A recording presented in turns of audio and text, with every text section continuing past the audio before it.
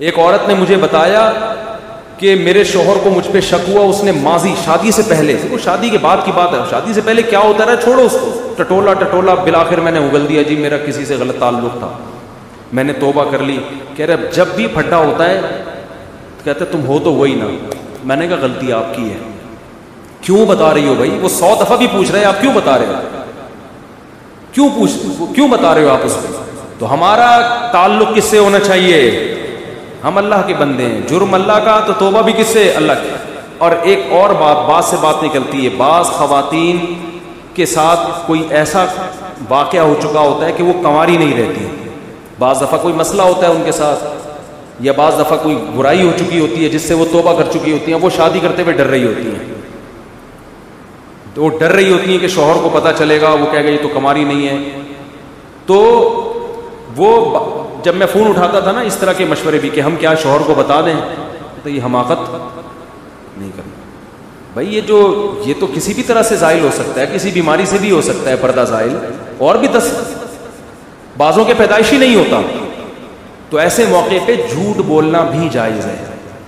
نہیں آ رہی بات؟ عورت کے لیے جائز ہے کہ وہ شوہر سے بولو نا، جھوٹ بول دے، وہ یہ نہ بتائے کہ میں نے بدکاری کی ہے پھر توبہ کر لی ہے، یہ اتنی تفصیل میں جانے کی ضرورت نہیں ہے. وہ بول دے بھائی یہ پیدائشی نہیں ہے، یہ جھوٹ ہے. لیکن کیوں؟ وجہ اس کی یہ کہ اس کمبخت کو یہ تفتیش کی اجازت نہیں ہے کہ وہ پوچھے آپ سے. جو ماضی کے قصے ہیں وہ کیا ہیں؟ وہ ختم، وہ پرانے ہیں. تو جو ٹوہ میں لگتا ہے نا، ٹوہ میں گھستا ہے ایک دوسرے کی ٹوہ میں، اللہ اس کو کیا کرتے ہیں؟ رسوا کرتے ہیں. تو گناہ ہو جائے کس سے تعلق؟ اللہ سے. ہم عیسائی تھوڑی ہیں کہ پادریوں سے جا کے یا پنڈتوں سے جا کے اپنے گناہ شیئر کر رہے ہوں.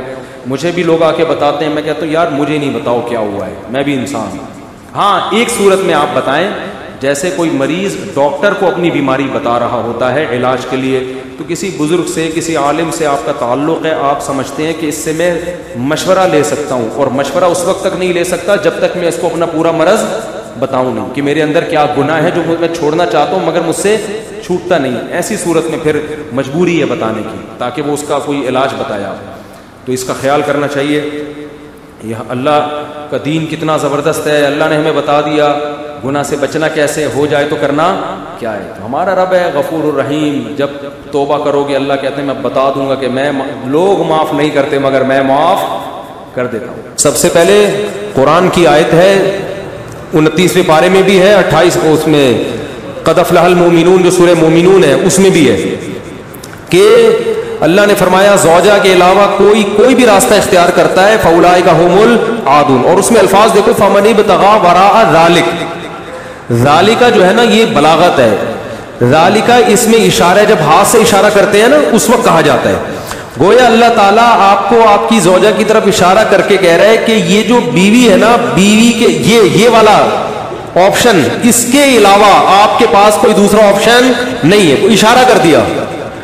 اس میں اور بلاغت ہے کہ یہ اسی میں بند ہے، آپ کے پاس اپنی خواہش پوری کرنے کے باقی تمام دروازے بند. وراء ذلک اللہ فرمایا یہ جو راستہ میں بیان کر رہا ہوں یہ اشارہ کر دیا الا علی ازواجہم او ما ملکت ایمانہم. تو بہت زیادہ غلو ہے اس آیت میں، مبالغہ ہے یہ بتانے کے لیے کہ تمام راستے اس کے علاوہ بند ہیں.